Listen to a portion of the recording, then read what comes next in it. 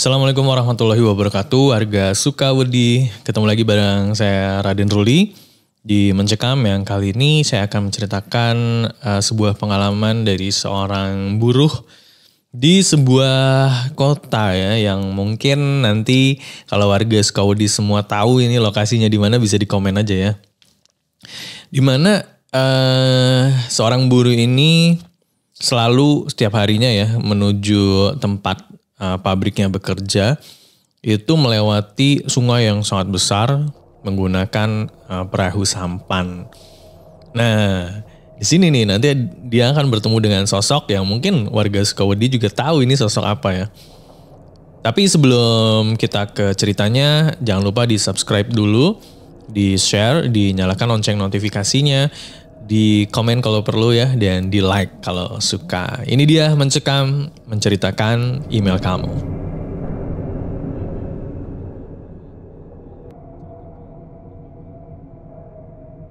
Dulu sekitar tahun 2002 ya, saya itu pernah bekerja di salah satu pabrik pengolahan pupuk.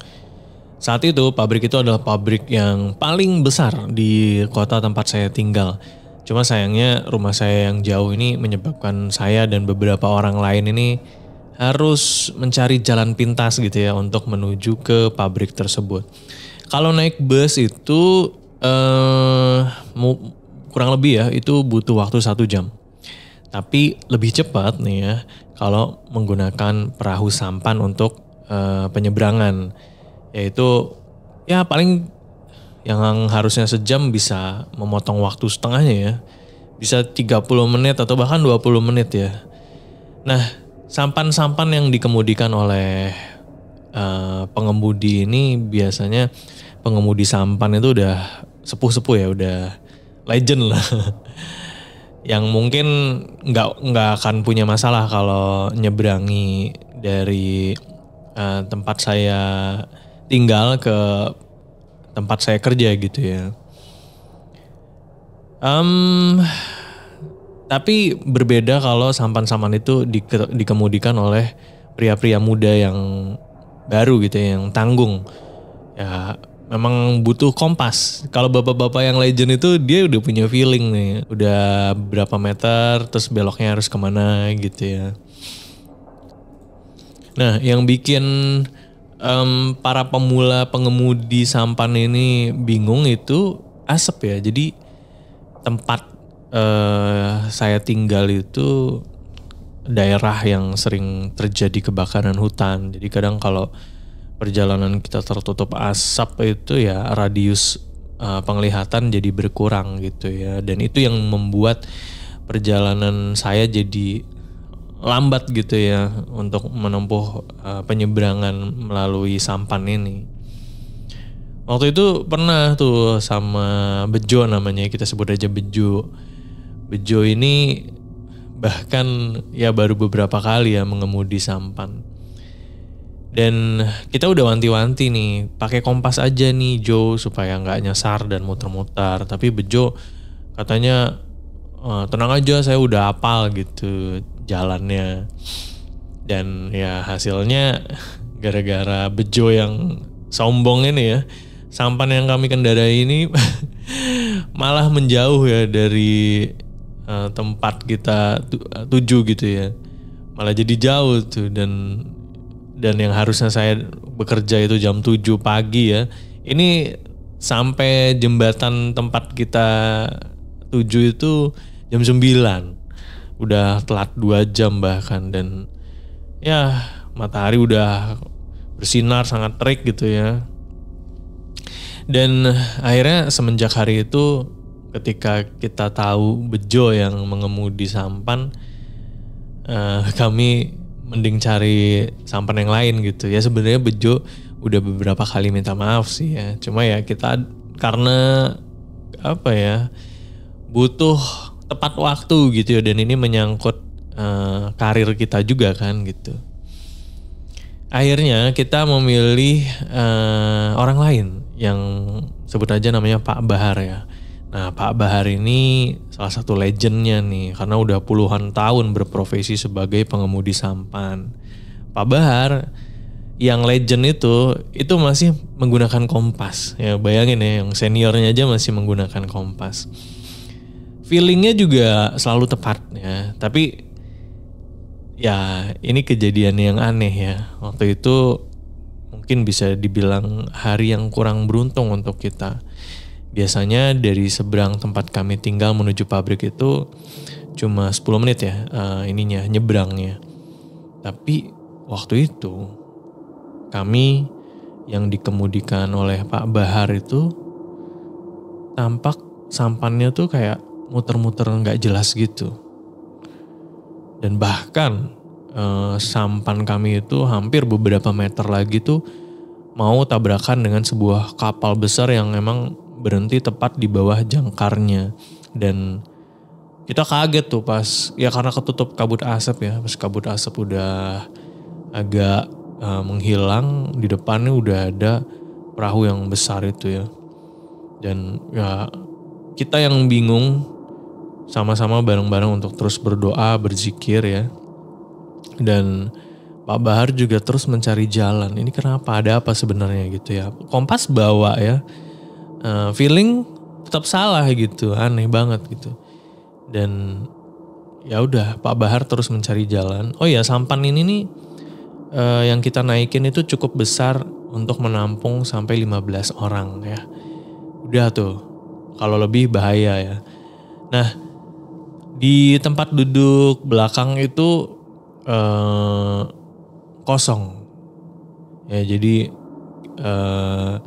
kita nggak nyampe 15 orang waktu itu. Saya lupa ya 10 atau 11 gitu ya. Yang jelas ada bangku-bangku yang kosong, termasuk satu bangku kosong di paling belakang. Pak Bahar yang berada di posisi paling depan itu ya, di depan kami. Itu ketika lagi nyari-nyari jalan, tiba-tiba terpaku tuh, terdiam selama beberapa saat. Kemudian kalau saya perhatiin ya, bibirnya tuh kayak komat kamit baca-baca sesuatu gitu.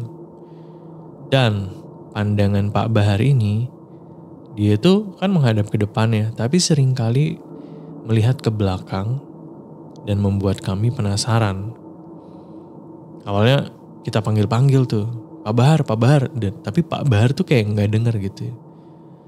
Akhirnya kita agak sentak sedikit ya, Pak Bahar langsung, wah kayak gitu langsung, astagfirullah. Kita takut ya sebenarnya dipanggil-panggil Pak Bahar diem aja itu, takutnya Pak Bahar tuh ya mohon maaf ya takut kesurupan atau apa gitu. Kita lagi di tengah perairan gitu kan.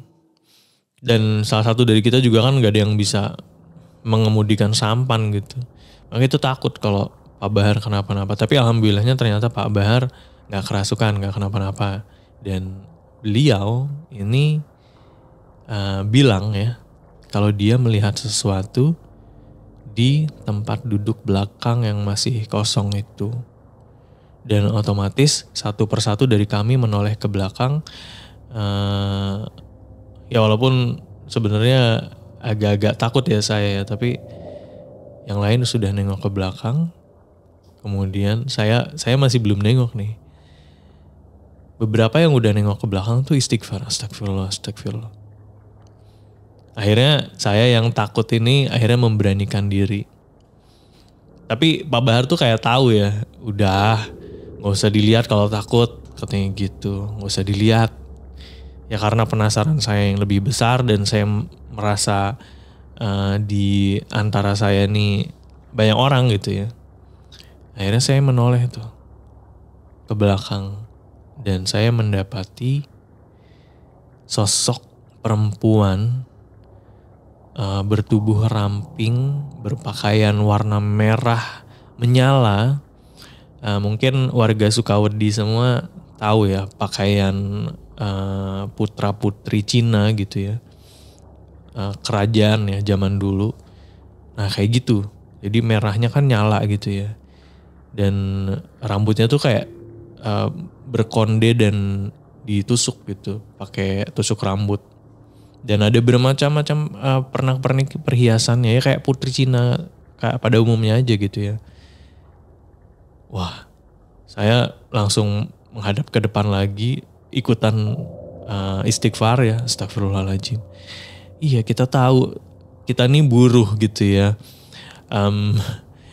Dan tidak mungkin ada buruh yang berpakaian seperti itu, dan kita juga sepakat yakin ya dari awal kita berangkat itu tidak ada perempuan, dan kita juga yakin kalau di ujung bangku tempat perempuan itu duduk itu dari awal tuh kosong sebenarnya. Dan ya kita akhirnya semua yang ada di sampan itu baca doa bareng-bareng. Nah, tiba-tiba terdengar suara tangisan tuh dari belakang. Astagfirullah, si perempuan itu nangis. Dan akhirnya kita semua spontan ngeliat ke belakang kan ya.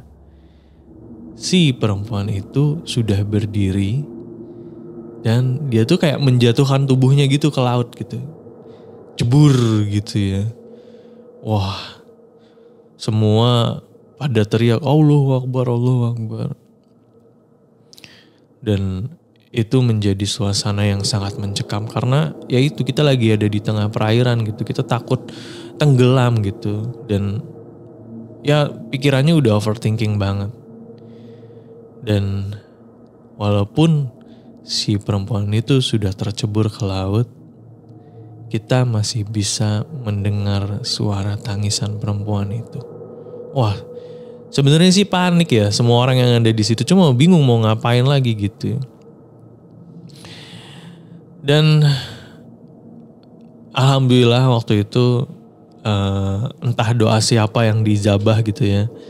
Akhirnya perahu atau sampan yang dikemudikan oleh Pak Bahar ini melaju ke arah yang benar gitu, sehingga terlihat oh itu jembatan tempat tujuan kita untuk menuju pabrik gitu. Dan ya alhamdulillah kita bisa sampai pabrik dengan selamat. Dan cerita tentang wujud wanita putri Cina ini ternyata memang sudah menjadi rahasia umum gitu. Jadi ya kalau saya sendiri baru pertama kali melihat itu, saya dan teman-teman.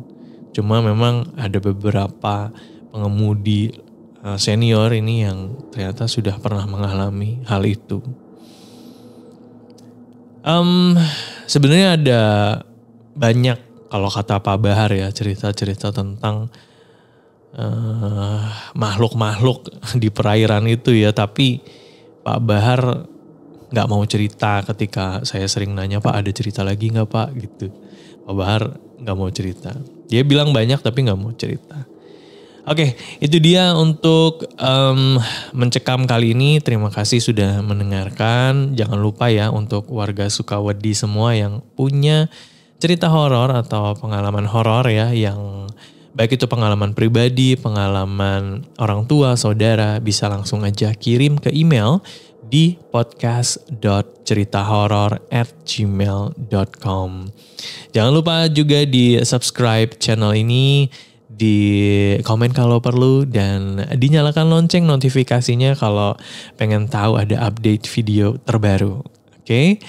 Saya Raden Ruli pamit. Wassalamualaikum warahmatullahi wabarakatuh.